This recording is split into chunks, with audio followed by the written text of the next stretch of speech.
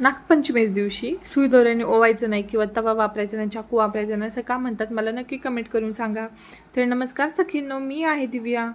तर मनस्वीसाठी मी दुपारी जेवणामध्ये आलू पराठा बनवलेला होता. तिला जीव घातलं, तिला झोपी घातलं. त्याच्यानंतर जे बाकीचं घरातलं काही काम उरलेलं होतं ते करून घेतलं. तर संध्याकाळी इथे आम्ही थोडंसं गावात जायचं होतं, तर गावात जाऊन आलो. कारण की उद्या नागपंचमी आहे, त्याच्यामुळे थोडं काही साहित्य आणायचं होतं पूजेसाठी. तर साहित्य आणलं. गावात गेल्यानंतर मंदिरात जाणं आमचं कंपल्सरी आहे, कारण की पिलूला मंदिरात जायला खूप जास्त आवडतं.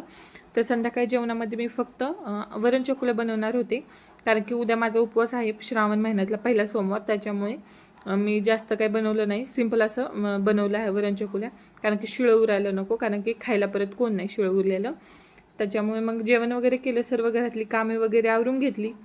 आणि इथे संध्याकाळी मी लाह्यांचा हार बनवण्यासाठी घेतलेला होता, कारण की नागपंचमी दिवशी सुई दोऱ्याने ओवायचं नाही असं म्हणतात. त्याच्यामुळे मी आदल्या दिवशीच लाह्यांचा हार बनवून घेतला, वस्त्रमाळ वगैरे बनवून घेतली आणि छान असा दिवसाचा शेवट झाला. तुम्हाला जर व्हिडिओ आवडला असेल तर माझ्या चॅनलला नक्की सबस्क्राईब करा, लाईक करा आणि शेअर करायला विसरू नका. धन्यवाद. सबस्क्राईब नक्की करा.